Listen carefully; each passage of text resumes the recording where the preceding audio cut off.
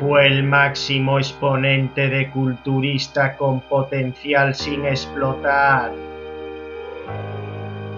Pertenece a la realeza genética del culturismo. Fue el único culturista de la historia que llegó a la cima del éxito sin creer y cultivar apenas el culturismo de competición.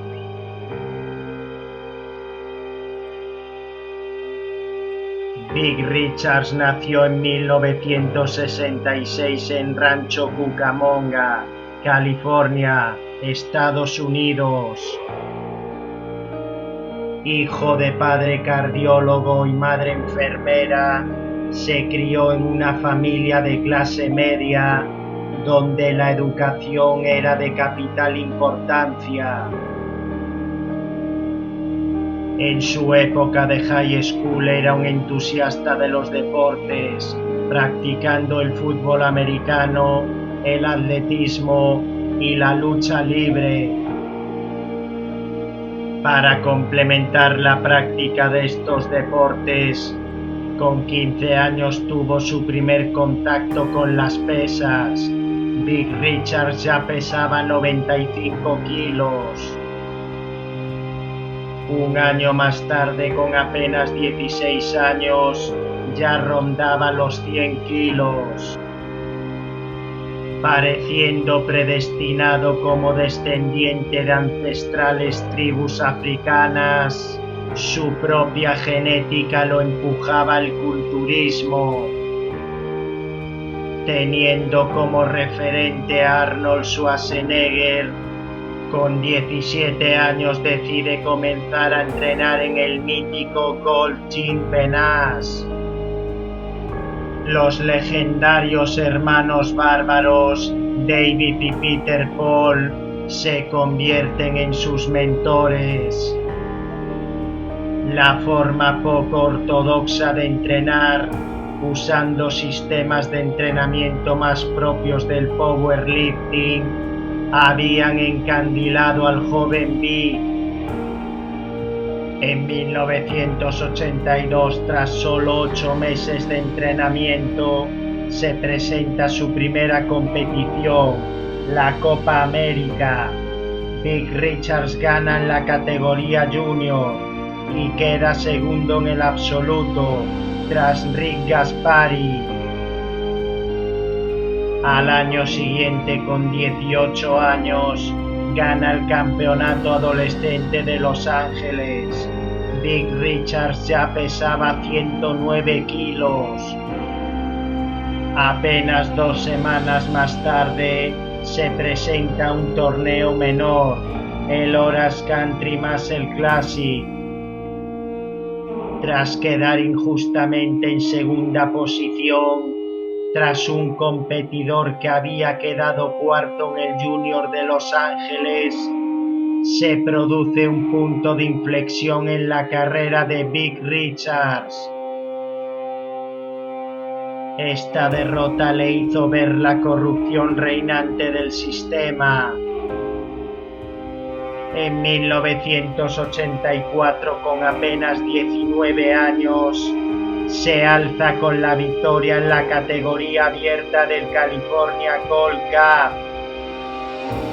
Con 111 kilos, Big Richards había arrasado al resto de competidores. Con un físico masivo pero que conservaba las líneas clásicas, presentaba una fantástica línea en V. Big Richards no presentaba un estómago dilatado, tenía una proporción simétrica entre el tren superior y el tren inferior. Parecía que el futuro del culturismo le pertenecía.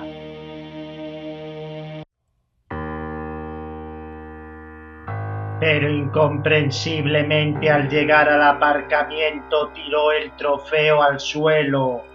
Solo era un trozo de chatarra. Se había producido una catarsis. Me di cuenta que creía en el simple hecho de amar el culturismo, no para ganar trofeos o fama. Entrenaba única y exclusivamente por amor al deporte. La competición debe proceder del interior del culturista y no de las exhibiciones públicas. Vic Richards decidía dejar de competir. Esto le hizo ser visto como un bicho raro y le granjeó numerosas enemistades. Defendió que su prioridad era ser una voz defensora de los culturistas antes que un competidor. Criticó a los más altos estamentos de mirar antes por sus intereses que por promover el culturismo. Muchos vieron en este comportamiento un mecanismo de defensa para ocultar su incapacidad de hacer dieta y su miedo a perder. Vic Richards era un culturista pensante, un rara avis de connotaciones metafísicas, en un mundo donde la intelectualidad se veía como algo insustancial. Licenciado en Psicología y Ciencias del Comportamiento Humano en la Universidad de California del Sur, llegó a declarar: "Mi familia son todos médicos, por lo que no hay escasez de inteligencia en mis genes, y ciertamente mucho más en comparación con las personas que participan y dirigen este deporte". Lo cierto es que los aficionados perdían la oportunidad de ver a un hombre cuyo físico proyectaba fuerza y elegancia, brutalidad primitiva y estética armónica. A pesar de su inactividad, siguió gozando de una enorme popularidad. En 1987, prestigiosas publicaciones lo catalogaban como el más grande culturista. Empujado por el amor propio, en 1989 vuelve a competir. Vic Richards gana el Mr. Barbados. Tras otro parón, esta vez de 3 años, en 1992 se alza con la victoria en el Mr. Nigeria. Vic Richards se hacía con el carné de profesional.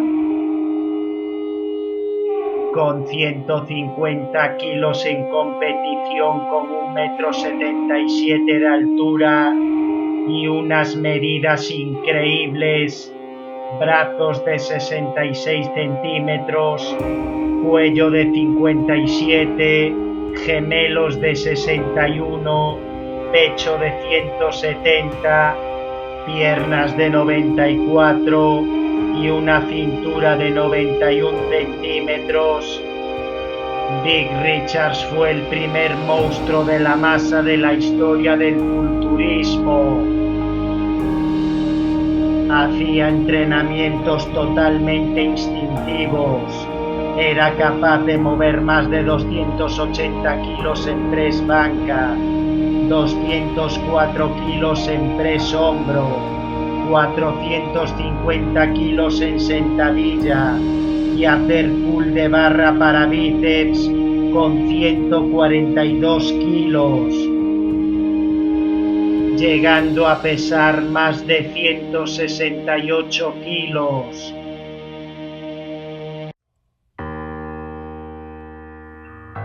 El hombre que había ganado pero jamás usado su tarjeta de profesional comía 2 kilos de carne al día y arroz en cantidades industriales.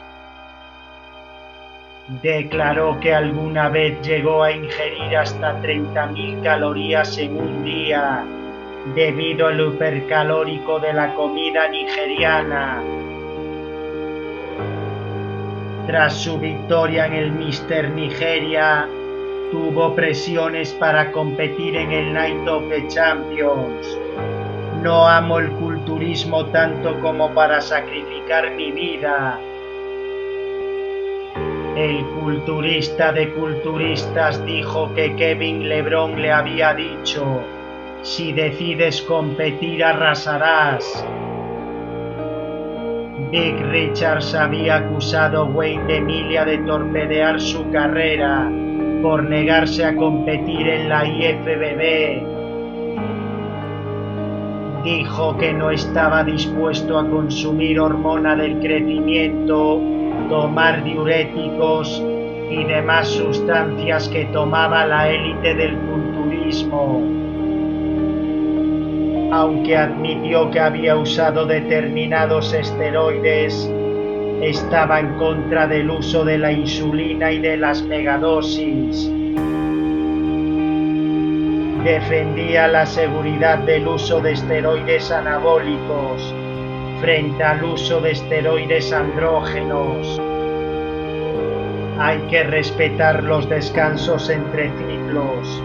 Además, estaba en contra del uso de uno de los esteroides más populares de su época, el Parabolan. Bien usados, determinados esteroides son seguros. Defendía hacer el primer entrenamiento de la mañana con el estómago vacío. Un hombre hambriento es un hombre enojado. Big Richards, que se había erigido en el altavoz de muchos culturistas, declaró sobre Joe Weider: a pesar de que Joe siempre me trató bien, debo juzgarlo por la subordinación de los culturistas hacia su persona. ¿Acaso compartió su riqueza con aquellos culturistas que le ayudaron en el crecimiento de su imperio? Joe estaba rodeado de gente que sabía cómo lucrarse. En vez de usar su dinero para invertir, explotaban a los atletas. No pagar adecuadamente a los culturistas y producir suplementos cuestionables fue su modelo, y todos los demás siguieron su ejemplo. No todo fue culpa de Joe. En 1994, en Essen, Alemania, durante la FIBO, tuvo lugar un hecho insólito. Mientras posaba Dorian Yates, Big subió al escenario y le dijo a Francis Gay que cuando estuviese a su lado dijese: lo natural sin corona, Mr. Olympia. Entonces el organizador del evento, el alemán Beiderbecke, cogió el micrófono y dijo: ¿no quieren ver a Big Richards definido y compitiendo alguna vez?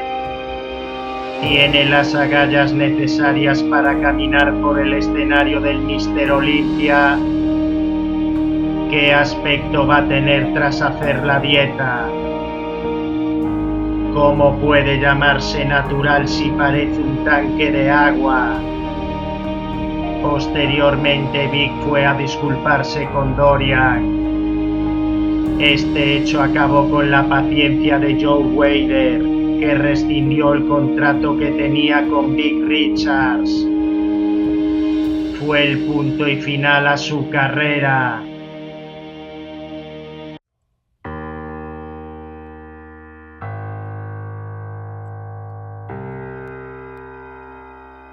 Depositario de una prosapia genética cosmogónica, su desarrollo se correspondía con una herencia genética venidera. Se había adelantado a su época. El culturismo no estaba preparado para alguien como él. Aficionado al humanismo y a la antropología, vivió por sus convicciones y principios, al igual que había hecho su gran ídolo, Mohamed Ali. A pesar de lo extremo de su físico, su imagen no está estereotipada por la corriente culturista. Quizás pecó de un excesivo mesianismo para una actividad meramente física como el culturismo. Big Richards parece sacado de la magna obra de Michael Cremo y Richard Thompson, Arqueología Prohibida, logrando pasar a la historia del culturismo siendo recordado como el hombre que tenía una genética opar.